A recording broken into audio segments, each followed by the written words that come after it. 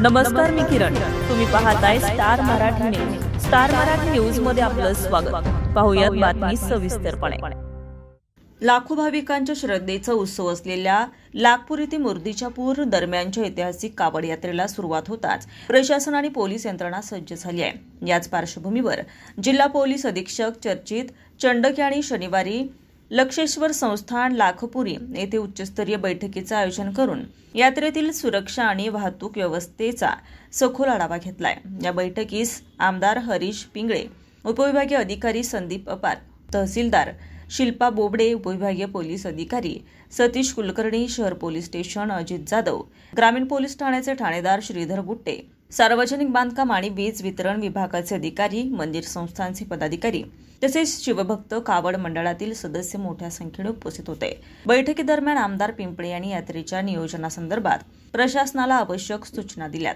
Police अधीक्षक चंडक यांनी यात्रेच्या मार्गावर पायी चालत प्रत्यक्ष पाहणी करत सुरक्षा, वाहतूक, आरोग्य आणि अन्य सुविधा यावर भर देण्याचे निर्देश दिले. गर्दी नियंत्रण, वाहतूक व्यवस्थापन, सीसीटीव्ही यंत्रणा, स्वयंसेवकांची नियुक्ती, श्रावण महिन्यातील ही भव्य कावड यात्रा कोणत्याही अडथळ्याशिवाय पार पाडावी यासाठी सर्व विभाग आणि मंदिर संस्था एकत्रितपणे कार्य करणार आहेत.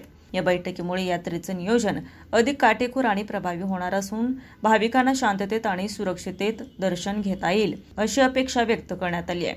बैठकीस गटविकास अधिकारी काळेसाहेब, वैद्यकीय अधीक्षक राजेंद्र नेमाडे, सार्वजनिक बांधकाम विभाग नवलकर साहेब, वीज वितरण कंपनीचे उपकार्यकारी अभियंता कदम, जिल्हा परिषद बांधकाम उपविभाग मूर्तिजा पोरे येथील वैशाली भगत, पोलीस उपनिरीक्षक रणजित खेळकर, शंकर खेळकर, लक्षेश्वर संस्थान अध्यक्ष राजू दहापुते, पत्रकार संतोष माने, विलास सावळे, थोरात, धनराज सपकाळ, प्रेम शर्मा यांच्यासह स्थानिक ग्रामस्थ आणि शिवभक्तांची मोठ्या संख्येने उपस्थिती होती.